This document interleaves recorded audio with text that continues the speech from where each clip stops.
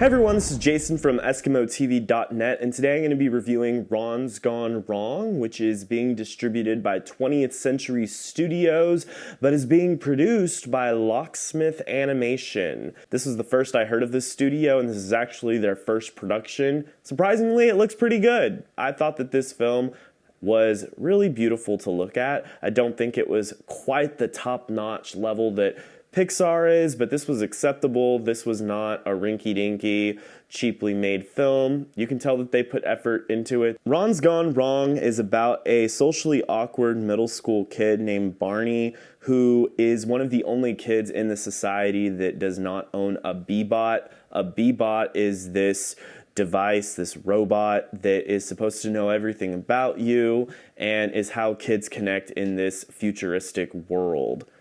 One day, Barney's dad, played by Ed Helms, and his grandmother, played by Olivia Colman, decide to get him a B-bot for his birthday.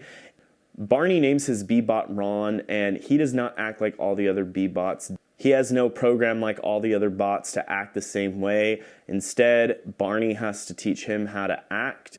This film gets to the point quickly. It's upbeat. Kids are going to enjoy it. There's a couple kids in the theater that said that they liked this movie. I liked this movie at first. I thought that Barney was an interesting character. He was relatable. You know someone like him. He does not have any friends at this school that he's in. He feels a little bit like the black sheep, the outcast. But unfortunately, after he gets Ron, I started to lose sight of the message, and the relatability to a lot of the things that were going on did not seem to click as well as I would have liked. And so the message, especially when it tries to pull on your heartstrings a little bit at the end of the third act, did not hit home for me. This was a fine film. It didn't overstay its welcome. It's short, it's concise, but unfortunately, it did not leave a mark. This is a very forgettable film. It's predictable. You already can see what's going to happen from a mile away. At first, I thought that this film was going to have a meaningful message about society, being addicted to our devices. I know that that's a huge problem, and it seemed like that was actually going to be an issue at one point. His dad even pointed out, like, you kids are addicted to devices these days. Really? You need a B-bot to have a social life? Yeah, Dad, kind of. I don't want you addicted to some device. Yeah, I think that that would have been a nice topic to touch on.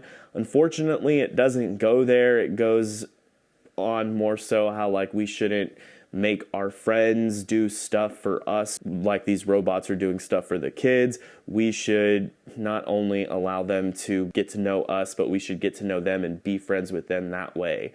And that's great and all, but it didn't really communicate its message in an extremely compelling way.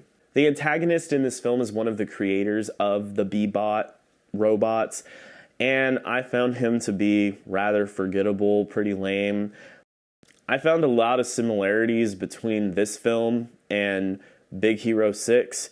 The robots in this film are called B-bots. In Big Hero 6, Hito creates nanobots, and I think that Baymax looks strikingly similar to Ron. Unfortunately, I think Ron's Gone Wrong goes in the wrong direction. While it has a sweet story with a seemingly good-intentioned message, I think that the adventure is rather predictable. And while humor is sprinkled in that I think maybe both audiences can enjoy, there's not enough substance to super recommend this film. If you have kids, I think that they'll think it's fine. You can take them. This is a quick film. It's 90 minutes long, but this is not a film that I think is at the same caliber as Luca or Raya the Last Dragon from earlier this year. I'm going to give Ron's Gone Wrong a C. I hope you all enjoyed my review of Ron's Gone Wrong. If you did, give this video a like. You can also subscribe to the channel. I'm curious what your thoughts are. Leave a comment below. If you've seen this film, I'm curious what you thought about it. If you're interested in other reviews, you can check out EskimoTV.net. You can find reviews as well as unboxing videos from myself as well as other authors. Once again, my name is Jason Escamilla from EskimoTV.net.